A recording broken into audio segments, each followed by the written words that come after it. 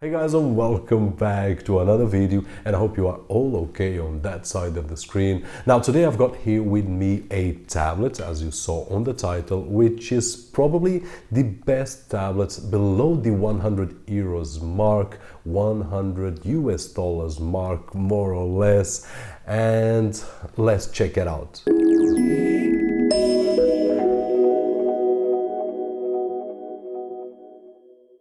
And we are back with this really cool and interesting tablet. Now let's start as always with a very quick unboxing experience so that you guys can take a look at some images and have some of the feeling that I've got when I'm unboxing this kind of items. Now jumping to the specifications, this unit here, which is the iFive Mini 4S, is using a very well-known SoC here on the channel at least, which is the Rockchip 3288.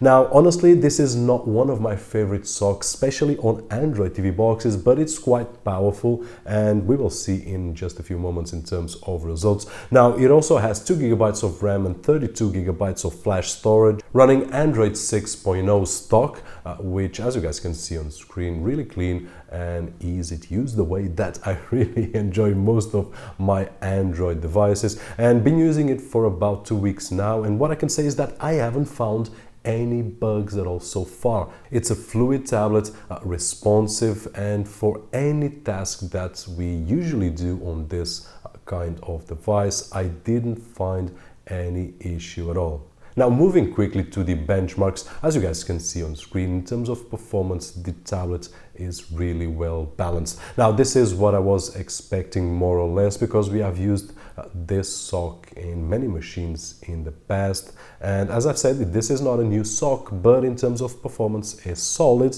and as you guys can see, it's usually a bit higher than competitors on the same price range. Now moving to the design and build quality of this tablet, this is one of the things that I'm impressed, along with the screen that I'll talk in just a few moments. Now at the back we will find all plastic, which in the pictures might look like brushed aluminium and glass, but it's not. It's an imitation of brushed aluminium in plastic, and also a glossy black plastic on the bottom and on the top that looks really great. Now this is a bit of a fingerprint magnet, but nonetheless looks really awesome. Now on the sides it has a metal alloy frame, which is the only metal part on this tablet, and gives it a bit more of a solid touch. And then obviously at the front we have this really nice display. Now if we compare this tablet with the last one that we saw, the Mipad 3, in terms of thickness, it is a bit thicker than the Mipad 3, as you guys can see on the images, and we will feel it on our hands, but nonetheless this tablet gives me a great grip like the Mipad 3 gives me. And what I can say in terms of comparison, this one feels a little bit heavier, a bit bulkier, but nonetheless it gives me a great grip on the hand, which is just awesome.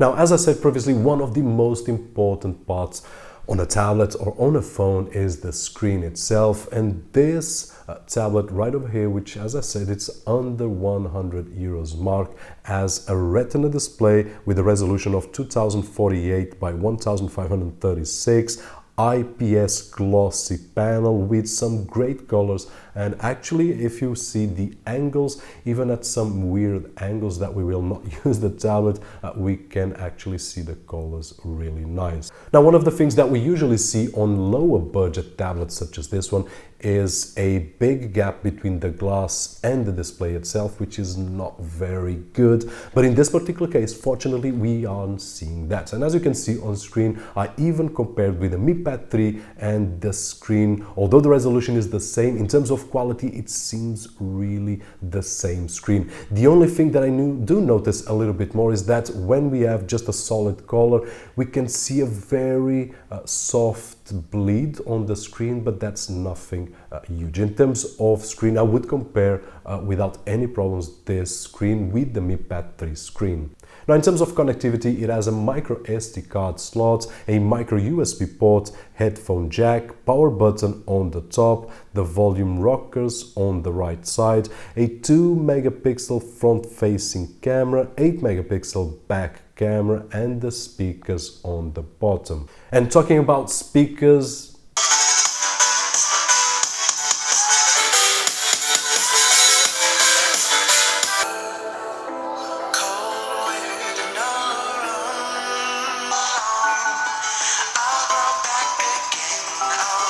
So compared with the Mipad 3, as you guys could hear more or less, the Mipad 3 has a higher volume and also a better audio overall than the iFive Mini 4S. Nonetheless, guys, I personally don't use any of these devices to listen properly to music. I will always connect to either a headphones or a Bluetooth speaker, so this is something that, depending on the type of usage that each one of us gives, will be worth it or not. Now, moving to the picture quality, this is one of the things that I test out and check it out, but as you guys can imagine, I'll post some images there. I will also post a link so that you guys can take a look at some pictures that I'll post online.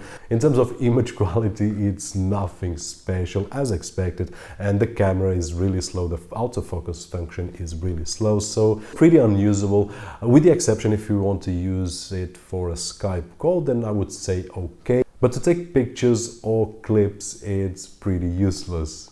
Now, overall, this is a really well-built tablet with a really high quality display and some really nice or balanced performance benchmarks. So moving now to the real-world performance, what I can say is that I didn't have, as I said in the beginning of the video, so far any issues with anything that I use on my day-to-day usage. And I did test out Netflix, which, by the way, we have to install through Aptoide because this is a router device and we can't install through the Play Store at this moment, but I'm sure that you guys know and are aware of that. YouTube plays up to 1440p, so really smooth videos with a great playback, and in this screen I really love to watch media. I also tested Kodi movies up to 1080 without any issues, but this will depend on our network. The same with Plex, a great experience overall. And finally, I tested with my ISP service and the results were great in terms of multimedia, as you guys can see on screen. Now, moving to gaming, which is probably something that you guys are interested in knowing if it works or not. And spoiler alert, it worked in all the games that I've tested. Now, I did start with Respawnables, and then I moved on to Asphalt 8 Airborne, and finally Asphalt Extreme. And as you guys can see, the experience is flawless. I didn't have any issues at all, and no surprise at all, because we have used the Rockship 3288 in the past. It has a great performance, although it's not a new SoC, but enough for everything that we do on a daily basis. Now, I also tested with GameStream, and this once again will depend on our network, and playing at 1080 with 60 frames per second. As you can see, Rocket League without any issues whatsoever, no frame dropping, no lags, no bad experiences. And finally, guys, what I can say about the tablet in terms of battery, this is something really subjective. I would say that 2 to 3 hours with really intensive usage, like most of the tablets that we find these days, and 4 to 6 hours on light usage. I would say browsing, watching some videos, you will have about 4 to 6 hours, no issues at all, and it holds the charge on standby really well. I did left it for a few nights and did a really great job. So in conclusion, guys, if you ask me if this tablet is worth it or not, as far as my knowledge goes in terms of tablets on this price range, I would risk to say that this is the best tablet for the price that we can get at this moment, and we are talking about on the $100 mark, more or less. And for those of you that are asking, hey Robert, what about the Mipad 2 or Mipad 3, which is one of the budget tablets that I love, a bit more expensive, and we are talking about the double of the iFive Mini.